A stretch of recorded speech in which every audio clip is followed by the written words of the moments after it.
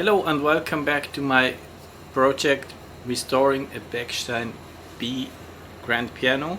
This is part 2 of the series.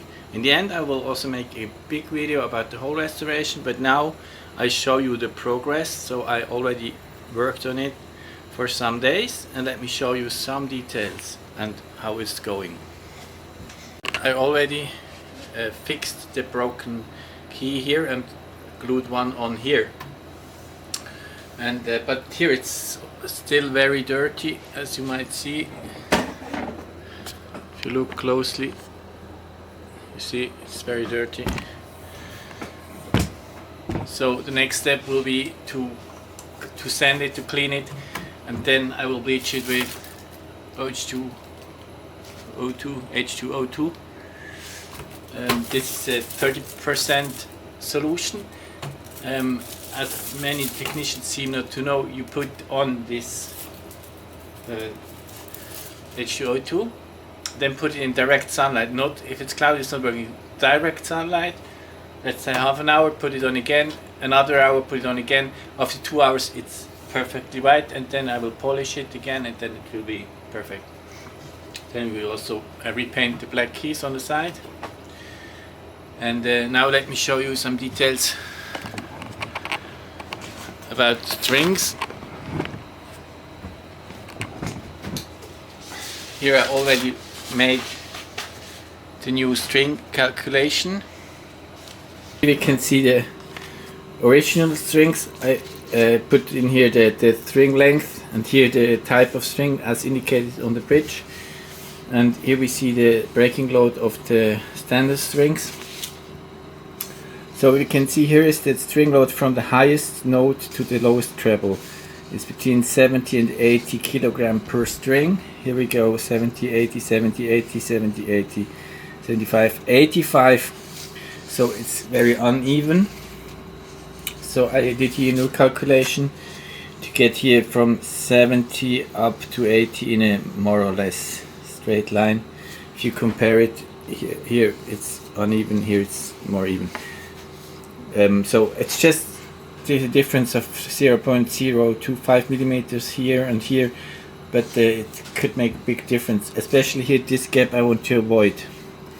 This is occurring because here we have the frame over the bridge, and here we have a bigger difference between the tones. I will show you what I mean on the Blüthner grand piano I have here. And here is the frame above the bridge, so here we have a gap. Here's no tone, and the consequence of this is we have the tones going up, then we have a gap, and here the other tone, so the difference between these tones is bigger, so we have here a gap in the tension. So I could avoid this more or less here. Then this is about the breaking load of the string. It means the actual load compared to the breaking load of the string. So if you have here 80 kilogram and the string can take 100 kilogram before it breaks, you have a load of 80%. And the load should start at 80, that's correct, but it shouldn't go deep below 50, and it should go in a straight line like this, 80 to 50. So you see here we have less and not enough load, and here also not, of course. So that's why I did here a new string calculation.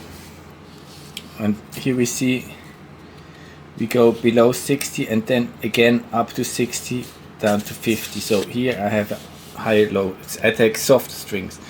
I also have a calculation this from Stefan Paolello, and he has exactly the same idea about this. I think he starts a little bit early. I would think about this. And here we have the type 1 strings. This is too high, I will have to recalculate this. This is just the first impression of the strings. If you are interested in this matter, I can do a special video about this. So let me know in the comments if I should explain this more, but it's not, I will take more time to explain this. Then here I have the restoration plan. I already ordered the new hammerheads, the new pins, the new bass strings. I have here the bass strings formula. The calculation of the bass strings will be made by this company. They have years of experience.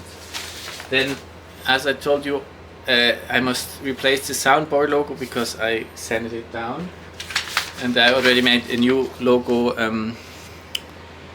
This is just the computer version. Now it's really much easier than before because of AI. So this is by AI.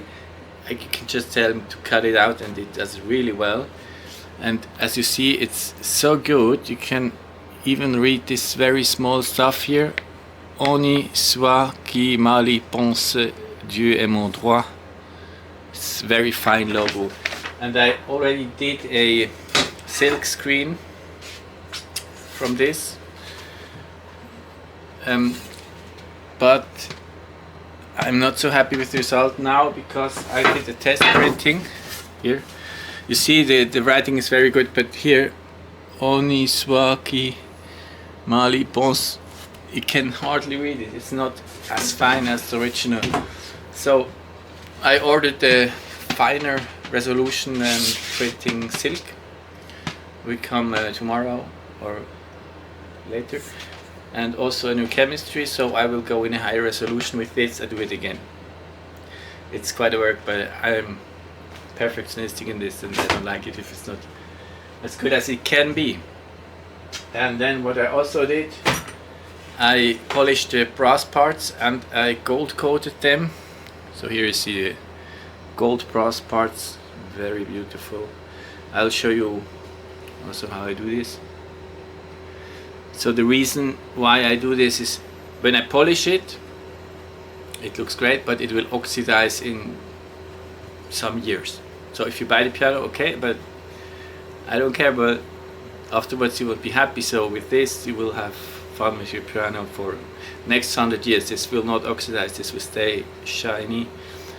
So it's a 2-layer palladium and 24K gold coating on all brass parts. Of course gold is expensive, but it's a very thin layer, so I can afford it.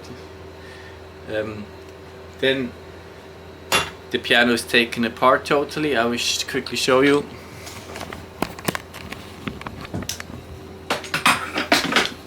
So here we see the piano is still drying. Here we see the frame I took out, and I already cleaned the bridges. As you see, they look very nice, not as before. And also the soundboard looks quite nice now. And here we see the cracks going up. They're quite big now. So it will dry for another some days, and then I will restore the soundboard. So here we see the mechanic I took apart, the repaired key. So we'll work on this. And see you in the next video, and don't forget to subscribe. Thank you for watching.